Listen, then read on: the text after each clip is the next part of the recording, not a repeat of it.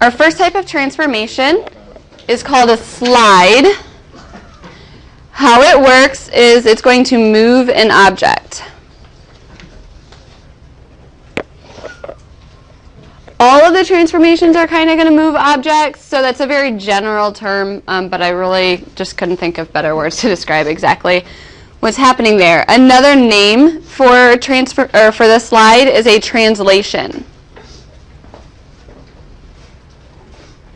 Translation is the more mathematically correct term, but a slide is kind of what we're visually going to be seeing.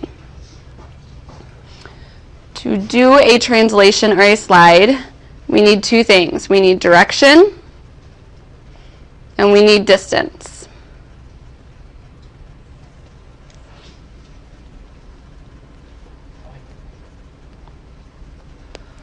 So an example of a problem might say translate the figure, and then it'll give us what looks like a point from algebra. And that point is giving us our directions and distances.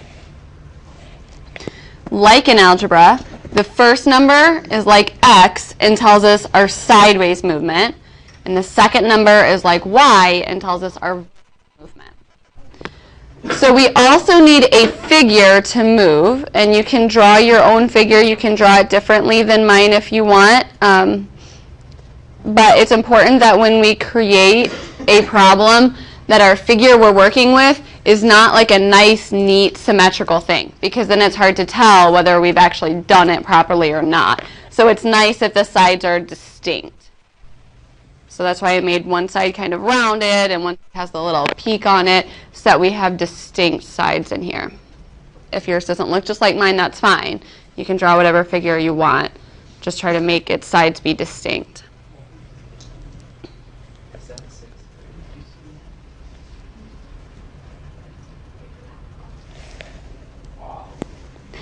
Then, what we're going to do is choose a point on it. And it doesn't matter what point, but it will be helpful if you pick a point that's easy to locate. So I wouldn't pick a point like in the center of it, but picking kind of a corner point is usually a good idea. And what we're going to do is take that point and move it according to the ordered pair that we're given. So we're going to take that point and move it over 6 spaces, and then since it's a -3, down 3 spaces.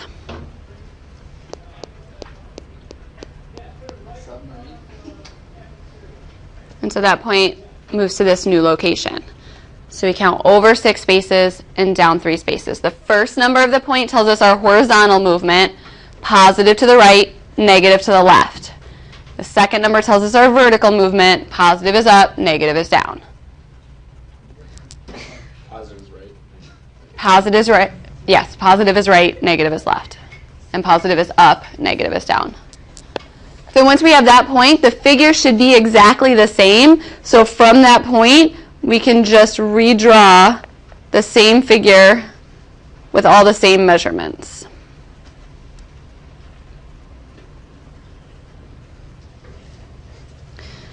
So a translation or a slide takes an object and just moves it, maintaining its exact appearance, just putting it in a new location. Questions on translation or slide?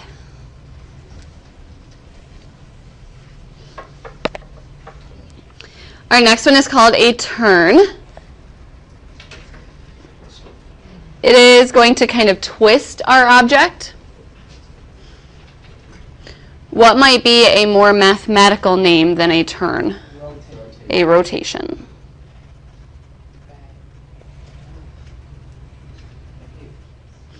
What we need for a rotation is a point and an angle.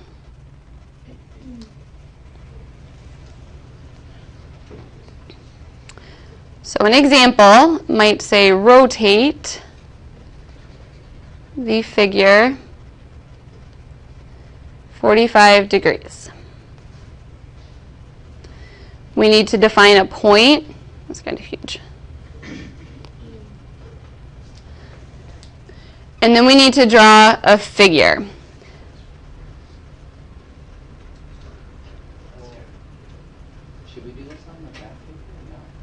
Not on the graph paper. No, do it down in that bottom section that's blank.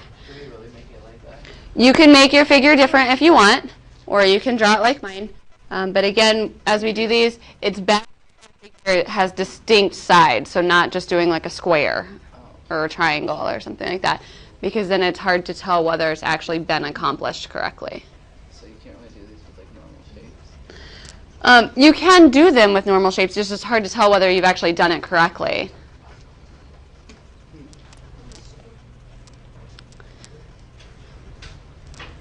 So like the translation, the first thing we're going to do is select a point on here. So I'm going to pick that corner point. And I'm going to connect that corner point to our point of rotation. You can choose a point that's anywhere. It's best if it's kind of a distinctly located point. So not somewhere kind of in the middle of the figure, but corner points are usually good points. Then we need to figure out where 45 degrees is. If you have a protractor, you can definitely feel free to use your protractors to find those angles. If not, you don't need one. Eyeballing is going to be fine for this. So the best way to think of 45 is to say, well, where would about 90 be? 90 is kind of an easy thing to see, and then 45 should be halfway there. So I can find my 45 by creating a 90 and going about halfway.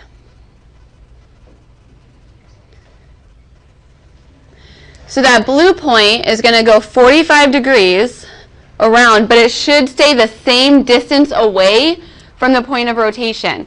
So if you have a ruler, you can use a ruler. Otherwise, you can just kind of use your fingers and measure out how far away is that blue point from our rotation point and make that same distance away on our new line.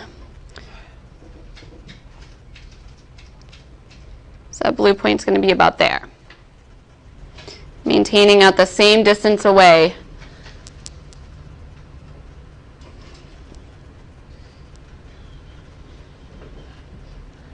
Then, for a rotation, it is especially helpful to work with 2 points, because if we only have one, since this is going to create a twist, we don't really know how that twist is going to be. So we're going to do the exact same thing now for a second point. So I'm going to pick another corner. And it doesn't have to be a corner, but corners tend to work well. And I'm going to connect that corner and find about 45 degrees from there.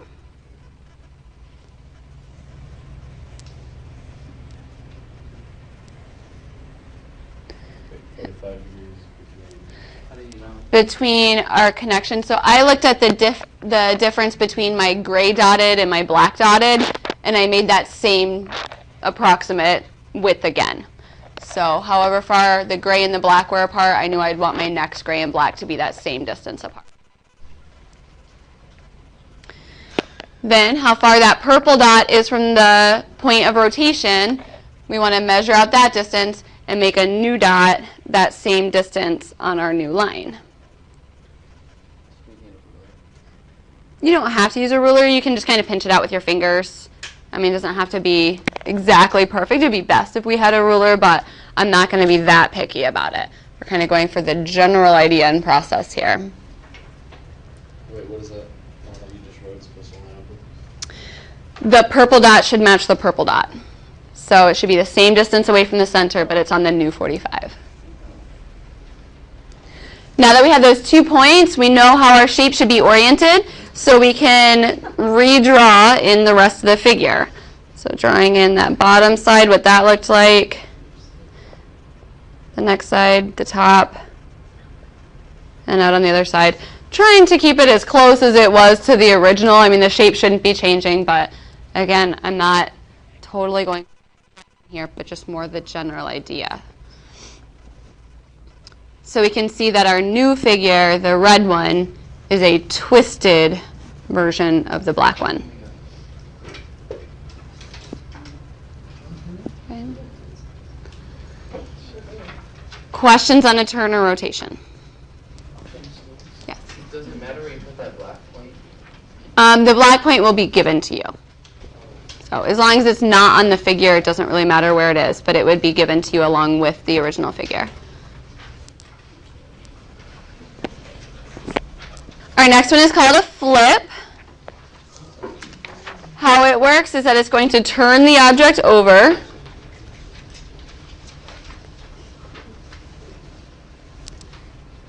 And what might be a more mathematical word for a flip?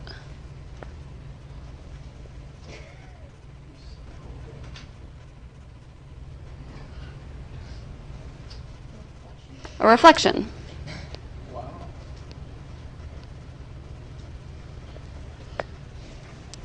So a flip is going to be like a reflection. Just like when you see your reflection in the mirror, everything is really backwards of reality.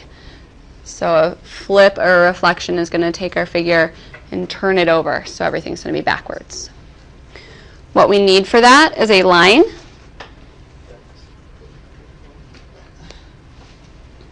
So a problem might say, reflect object over or across a line. So for that, we're going to need a line and then an object.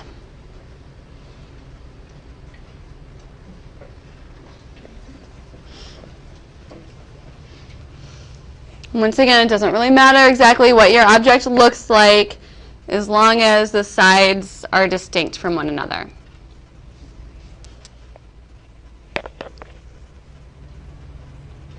Then if we think of that line of reflection as being like a mirror or a folding line, whatever's closest to that line should be closest to the line on the other side and the same distance away. So again, you can use a ruler, you can use your fingers to figure out how far apart is the closest thing to that line and put it that same exact distance directly across on the other side. And then complete out your shape. So it should be exactly the same size, but backwards. Whatever was closest to the line should still be closest to the line. One way to think about this is if you would take your object and make it with like paint or really heavy ink, and then fold your paper on that line and press it together, then open your paper back up, we would see that same object, but now backwards on the other side of where we folded the paper.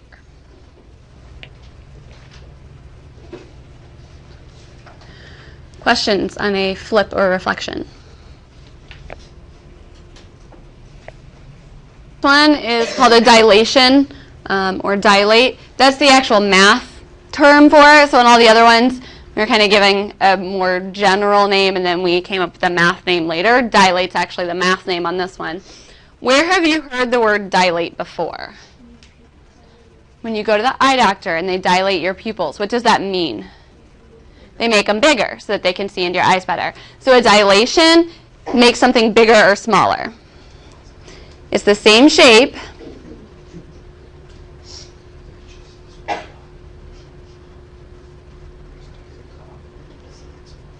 but different size.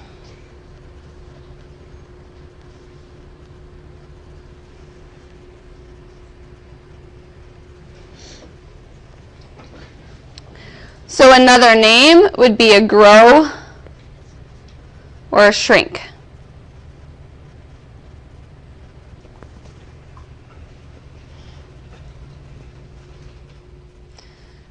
What we need is a scale factor.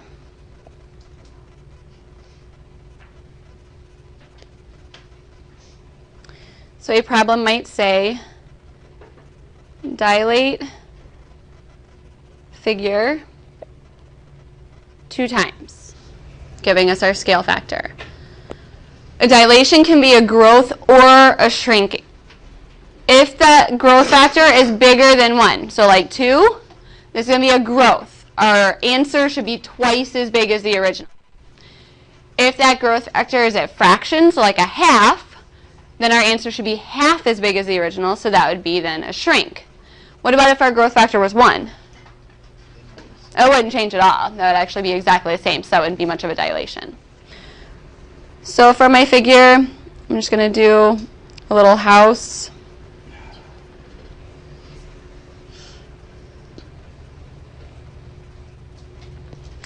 And if I dilate this figure times 2, then the length of 1 should now be a length of 2.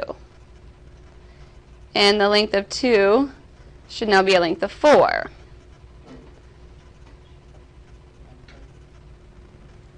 And however high that height was, that height should be doubled in the new house as well. You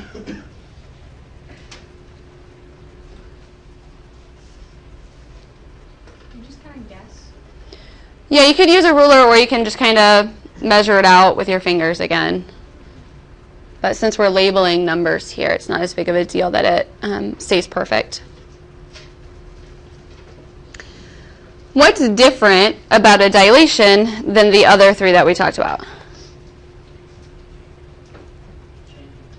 Changes size. The other 3, the figure was exactly the same size as the original. It was just in a new location or flipped over or twisted, but it was exactly the same shape as we started with, exactly the same size. A dilation changes the size of the figure. The first 3 then, the slide, the turn, and the flip, are called isometries. So that's a vocab word for us there. Isometry means that the figures are going to be the same size. Or to use a good geometry term, what did we call 2 figures that were the same size? Congruent.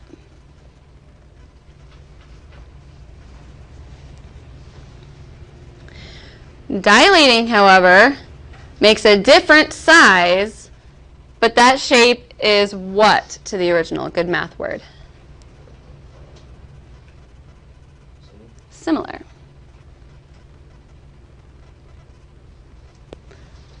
We talked about similarity, saying how when we create similar figures, it's kind of like creating a blueprint.